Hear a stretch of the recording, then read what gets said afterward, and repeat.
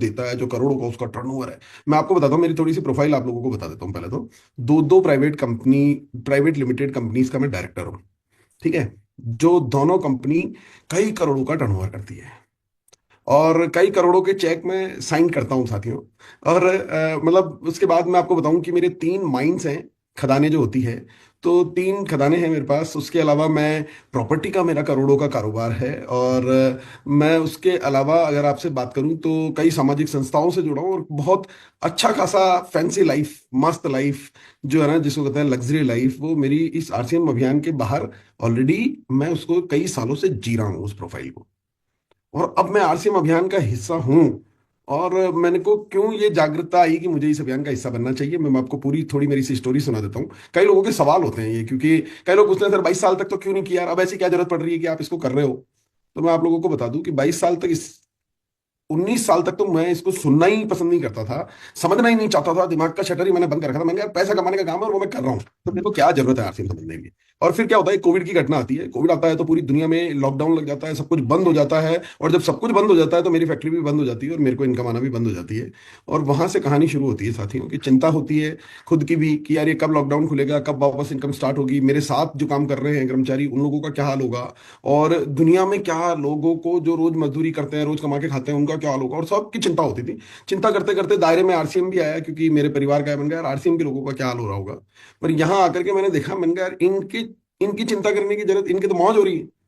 इनको तो मैं कहता हूँ आरसीएम का हर आदमी आज भी दुआ करता होगा कि कोविड भले ही नहीं आए पर लॉकडाउन जरूर आ जाना चाहिए, क्योंकि ये लोग उस दौरान घर में बैठे थे, कहीं जाना नहीं था, और इनकम आ रही थी, और पहले से ज्यादा आ रही थी।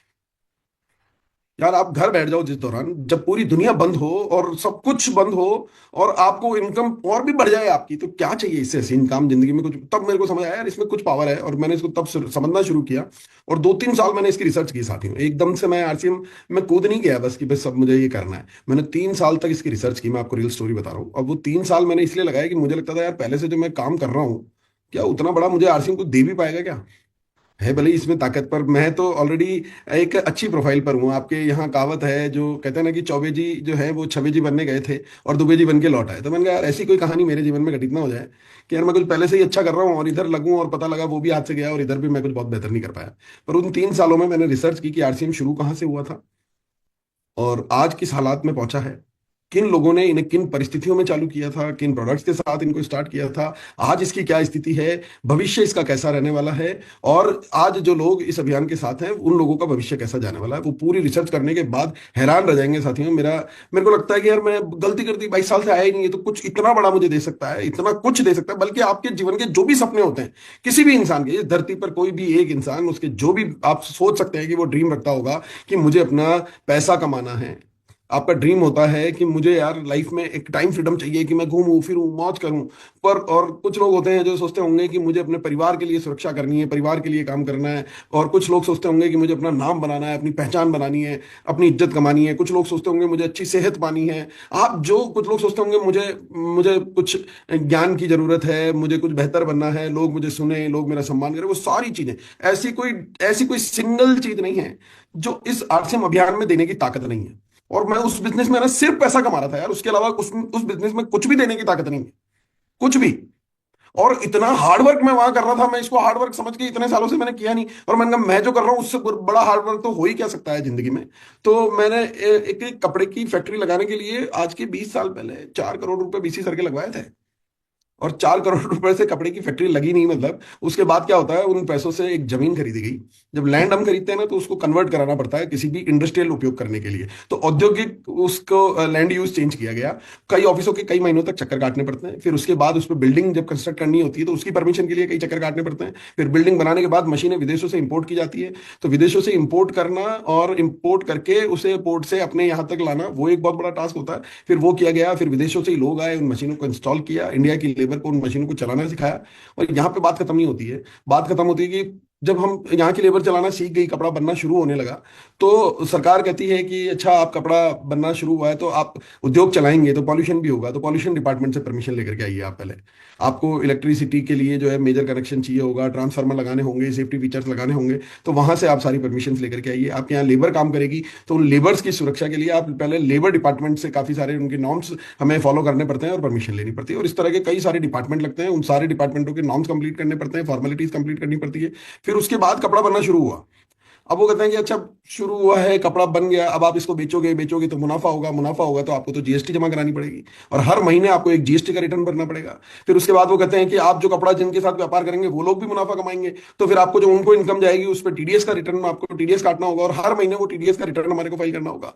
फिर आप जो पैसा कमाएंगे तो करोड़ों में कमाएंगे, तो आपको तो हर क्वार्टर में एडवांस टैक्स हमें जमा कराना होगा, हर साल के अंत में इनकम टैक्स आपको जमा कराना होगा। फिर लोकल का थाना आ जाता है, पड़ोस के रंगदार आ जाते हैं, और कई होली, दिवाली, ईद, मुहर्रम, चंदा आ जाता है, राती जगह माता जी, पिताजी, पता नहीं क्या क्या दुनिया में, और उन सब लोगों को संतुष्टि करके और इतना झमेला करने के बाद स्टाफ रखना पड़ता है, बिजली के बिल भरने पड़ते हैं, अकाउंट्स रखना पड़ता है, प्रोडक्शन देखना पड़ता है, क्वालिटी चेक देखना पड़ता है, ट्रांसपोर्टेशन देखना पड़ता है, और इतना झमेला करने के बाद जितना पैसा मैं कमा रहा हूं ना साथियों, मैं भावुकता में बह करके अपने प्रेजेंटेशन के माध्यम से बात नहीं कर रहा हूँ, क्योंकि ये बातें ही दिल से निकल रही थी, और प्रेजेंटेशन में शेयर कर देता हूँ, कर सकता हूँ मैं पूर्णेंदु जी? बिल्कुल sir. Yes thank you, thank you, thank you, thank you, thank you. क्या मुझे इतना सा बता दें कि फुल स्क्रीन नजर आ रही है क्या? Yes yes visible. यस। तो मैं पहले, ये मैं दूसरा प्रेजेंटेशन शेयर कर चुका हूँ। नेक्स्ट मीटिंग वाला था ये हाँ, सर। तो अब मैं आपको ये बताना चाह रहा था कि जितना पैसा मैं इतना तामझाम झमेला करके कमा रहा हूँ ना, आरसीएम के टॉप सीनियर लीडर यार कुछ करना ही नहीं पड़ता कोई। आपके पास, मैं पुर्णेंदु जी से ही मेरा सवाल है कि क्या आपके पास ऐसी कोई बंधन है कि इतने घंटे तो आपको आरसीएम को रोज देने ही पड़ेंगे? नहीं सर, बिल्कुल नहीं। महीने में अगर आपने 4 दिन 5 दिन काम नहीं किया तो आपका चेक कम हो जाएगा। मैं तो 1 साल से कोविड में काम ही नहीं किया, 28 लाख रुपए आए। तो मतलब कोई मैं कोविड बंधन में नहीं। रॉयल्टी अचीवर बना। हाँ। तो अब ये जो मैं कहता हूँ कि यार ये मैं इतनी फैक्ट्री, इतना झमेला, इतना सब कुछ कर रहा हूँ, और वहीं अगर मैं बात करूँ ना तो मैं आपको ये तस्वीरें दिखाता हूँ यार। यार ये क्या, इससे आसान काम क्या होता है दुनिया में कि ये केबल ऑपरेटर यार, एक केबल ऑपरेटर जो लाख कमाने की सोचे तो साला लगता है कि कहाँ से कमाऊंगा। वो केबल ऑपरेटर आज 1 करोड़ रुपए महीना कमा लेते हैं। एक केबल ऑपरेटर मतलब अपने दिल को थोड़ा सा निचोड़ना, यहाँ पर अपनी अंतरात्मा को जगाना, कि एक 7 8 10 हजार रुपए महीने की नौकरी करने वाला व्यक्ति यार 25 करोड़ के बंगले में आ जाता है यार। और एक मतलब 1500 रुपए महीने का जॉब, और साइकिल से इस अभियान में आना, और आज मर्सिडीज से इस अभियान का आनंद उठाना यार, ये समझो कितना कठिन कार्य होगा कि यार ये कोई बहुत बड़े इंजीनियर, बहुत बड़ी डिग्री वाले और बहुत बड़ी नॉलेज वाले ही इस काम को कर सकते हैं क्या? इतना मतलब कोई जरूरत ही नहीं है, इतना आसान काम है यार ये, कि इसको कोई भी कर सकता है, मतलब कोई भी कर सकता है।